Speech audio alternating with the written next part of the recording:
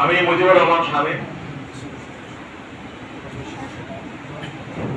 সাবেক উপজেলা চেয়ারম্যান চিতলমারী। আমি ব্যবসায়ী মূলত। আমাদের পাশেও আমার একটা জুটমিল আছে, জয় জুটমিল। আমি একটা সময় আওয়ামী লীগের সাথে যুক্ত ছিলাম 2014 সালের আগে।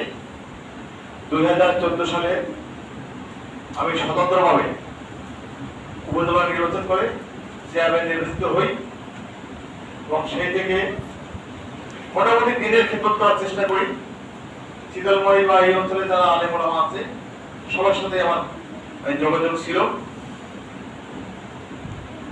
আমি ইসলামী আন্দোলন বাংলাদেশ চরমনাই বিশ্বের একজন মনোনীত প্রার্থী হিসেবে এই আসনে নির্বাচন করার জন্য ইচ্ছা পোষণ করেছি এবং উনি আমাকে মনোনয়ন দিয়েছেন। আপনারা আমার জন্য দোয়া করবেন। আমি আগামী যতদিন বেঁচে আছি আমি একজন ব্যবসায়ী হিসাবে এই দিনই সংগঠনের সাথে থেকে মৃত্যুবরণ করতে পারি। আপনাদের কাছে সেই দোয়া আছে। আসলে আমরা ইসলামের পক্ষে একটা শক্তি। আজকে বাংলাদেশের 90% লোক মুসলমান। আজকে আমাদের চারিপাশে যে রাষ্ট্রগুলো আছে সেই রাষ্ট্রগুলো হচ্ছে অইসলামিক, অর্থাৎ পুরোটা হিন্দু ধর্মের। ইন্ডিয়া হচ্ছে হিন্দু ধর্মের দখলে, পাশে বৌদ্ধদের মায়ানমার হচ্ছে বৌদ্ধদের দখলে। আপনার থাইল্যান্ডও বৌদ্ধদের দখলে। আমরা কিন্তু ওই চারিদিকে যে কালচারটা আছে, আমরা সম্মিলিতভাবে বাংলাদেশের যত মানুষ আমরা কিন্তু হিন্দুদের কালচারও অবলম্বন করি, থাইল্যান্ডের কালচারও অবলম্বন করি, আবার কেউ লন্ডনে লেখাপড়া করে সেই কালচারটাও আমরা সবাই এটা মেনে কিন্তু আমরা চলি। আজকে তো আপনারা দেখেছেন যে ডিজিটাল যুগ, মোবাইল এমন কোনো লোক নেই যে লোক দিন মজুর, রাতের বেলায় কি খাবে তার নিচে কথা বলার কাছে মোবাইল আছে। এটা আসলে যেমন ভালো দিকও আছে খারাপ দিকও আছে। আমি দেখি রাস্তার পাশে বয়স্ক লোকজন বসে তারা মোবাইল চাপতেছে।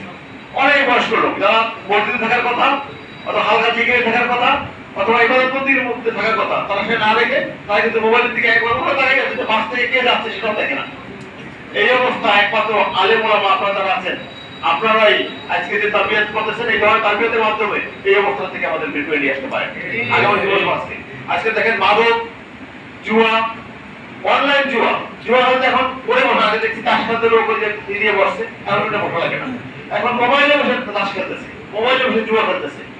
এই ধরনের একমাত্র সামাজিক যে অবক্ষয়টা হয়েছে সেই অবক্ষয় থেকে মুক্তি পাইতে হলে দিনী শিক্ষার কোনো বিকল্প নেই এবং আলেম ওলামাদের চলে আসতে হবে এবং ইসলামের দাওয়াত দিতে হবে। এখন বিকল্প আমি মনে করি আমি একজন ব্যবসায়ী, আমার পরিচয় অবশ্যই আপনারা পাঁচজন পাশের থানায় আপনারা পাঁচজনের সাথে হাত করে জানবেন আমি যতদিন চেয়ারম্যান ছিলাম কিভাবে চলছি, কিভাবে চালাইছি, এটা আপনারা একটু খুঁজে নিলেই জানতে পারবেন।